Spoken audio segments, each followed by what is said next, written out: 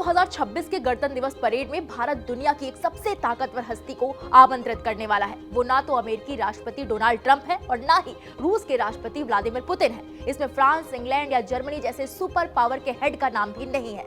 अब आप सोच रहे होंगे अगर ये लोग नहीं है तो अब बचा चीन। जरूर चीन के राष्ट्रपति आ रहे होंगे। आपका ये कयास लगाना भी जायज है क्योंकि भारत और चीन के रिश्ते इन दिनों सुधर रहे हैं। लेकिन मैं आपको बता दूं कि जिनपिंग भी वो हस्ती नहीं है जो भारत के गणतंत्र दिवस में मुख्य अतिथि के रूप में शामिल होंगे। अब आप सोच रहे होंगे कि तब कौन है? जितने बड़े और प्रसिद्ध नेता हैं और पीएम मोदी के अच्छे खास दोस्त हैं, उनका नाम तो मैंने पहले ही मना कर दिया। फिर कौन हो सकता है? तो आपको बता दूं कि उनके नाम है उर्सुला वॉन डेर लेयन और एंटोनियो कोस्टा।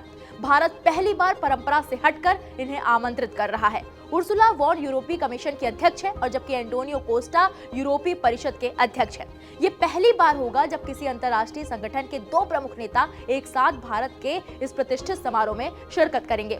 ये दोनों नेता जनवरी 2026 में नई दिल्ली पहुंचेंगे, जो भारत यूरोपीय संघ संबंधों को नई ऊंचाइयों पर ले जाने का संकेत है। इंडियन एक्सप्रेस की रिपोर्ट के मुताबिक अभी औपचारिक निमंत्रण और स्वीकृति की प्रक्रिया चल रही है, जिसके पूरा होने पर नई दिल्ली और ब्रुसेल्स जल्द ही आधिकारिक घोषणा करेगा। ये आप अच्छे से जानते होंगे कि भारत के नजरिए में गणतंत्र दिवस का मुख्य अतिथि आमंत्रण अत्यंत प्रतीकात्मक महत्व रखता है। नई दिल्ली रणनीति और आतिथ्य का संतुलन बनाते हुए मुख्य अतिथि का चयन करती है, जिसमें सामरिक कूटनीतिक कारण, व्यापारिक हित और अंतर्राष्ट्रीय भू राजनीति निर्णायक भूमिका निभाते हैं। इस बार ईयू नेतृत्व को आमंत्रित करना भारत और ईयू के रिश्ते को नई ऊंचाइयों पर ले जाने का स्पष्ट संकेत है। और तब जब इसी साल फरवरी में ईयू के कॉलेज ऑफ कमिश्नर्स ने भारत का दौरा किया था। भारत का ये बहुत बड़ा फैसला बताया जा रहा है। 27 सदस्यीय ईयू के साथ भारत के संबंध पिछले कुछ महीनों में मजबूत होते हुए नजर आ रहे हैं। अमेरिकी राष्ट्रपति डोनाल्ड ट्रंप के नेतृत्व वाली प्रशासन की अनिश्चित नीतियों के बीच ईयू ने 20 अक्टूबर को एक नया सामरिक एजेंडा अपनाया, जिसमें भारत के साथ द्विपक्षीय संबंधों को उच्च स्तर पर ले जाने का संकल्प है। इसमें भारत ईयू मुक्त व्यापार समझौता यानी कि एफटीए की चल रही बातचीत को अंतिम रूप देना, प्रौद्योगिकी, रक्षा, सुरक्षा और जनसंपर्क सहयोग को गहरा करना शामिल है। जनवरी में ईयू नेताओं को भारत आने पर दिल्ली में ही भारत ईयू लीडर समिट आयोजित होगा, जो मूल रूप से 2026 की शुरुआत में निर्धारित था। इससे ये तय हो गया है कि दोनों पक्षों के बीच एफटीए बातचीत को दिसंबर तक पूरा करना होगा।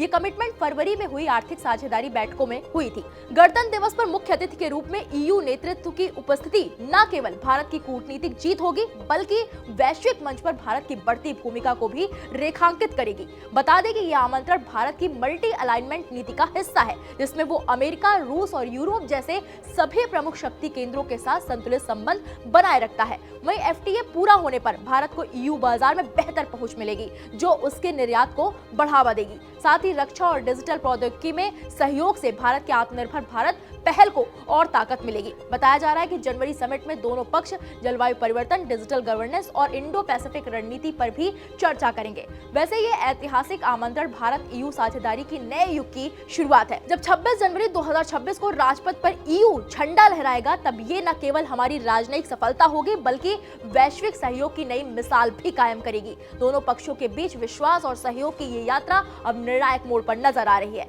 वैसे ये हमारे लिए तो ऐतिहासिक फैसला है, लेकिन हमारे दुश्मनों के लिए ये बेहद दुखद खबर है। फिलहाल भारत के इस फैसले पर आपकी क्या राय है? हमें कमेंट बॉक्स में जाकर जरूर बताएं।